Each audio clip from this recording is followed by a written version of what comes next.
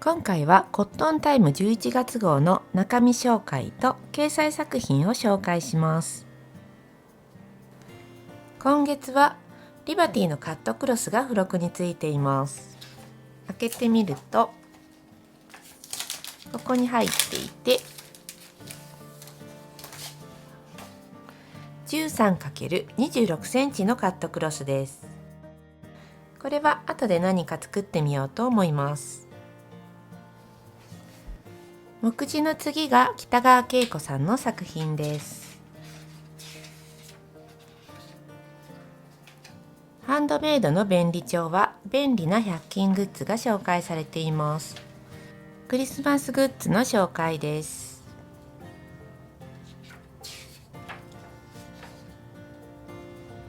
冬の季節のプレゼント布小物。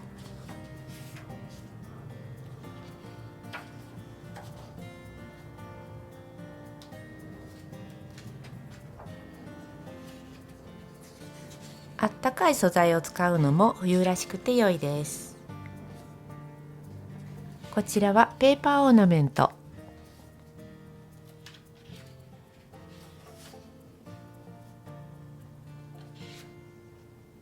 こちらは手作りの2ウェイリース。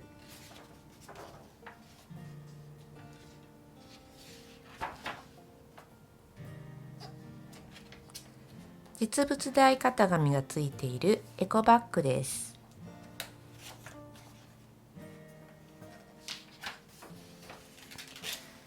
こちらが私のページです。ぷっくりミニポーチです。簡単にできて手のひらサイズで使いやすいポーチです。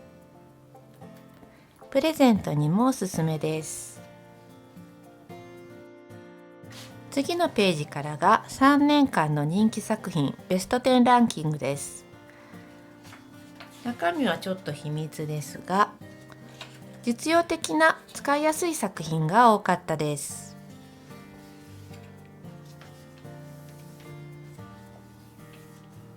コカドさんのオリジナルジャケット。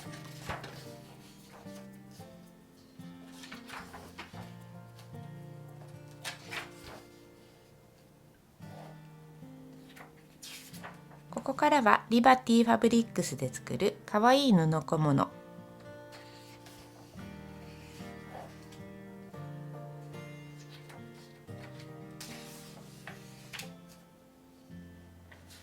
リバティ生地は少し高価なので、少し差し色的に使うのも素敵です。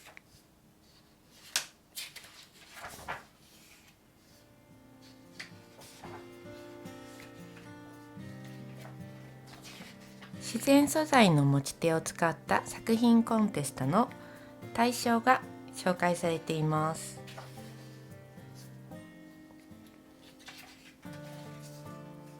綺麗な色の布リース。ジャッキーちゃんはコートスタイルです。かぎ針編みの花束コースター。インスタグラムでラグのように大きな花束のものを見たことがあります。これは小さいので作りやすそうです。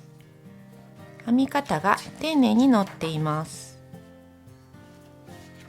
デニムリメイクで作る簡単手作り小物。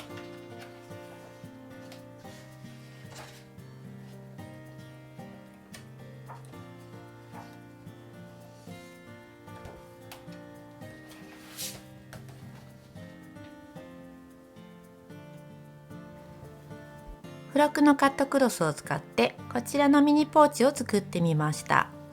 先日紹介したクリアミニポーチです。作り方は同じで幅を2センチ短くしたものです。作り方のリンクと材料は概要欄に貼っています。ちょっと薄地の生地だったので薄めの接着芯を貼って作っています。とても綺麗な色合いの生地だったので自分用に使いたいと思います。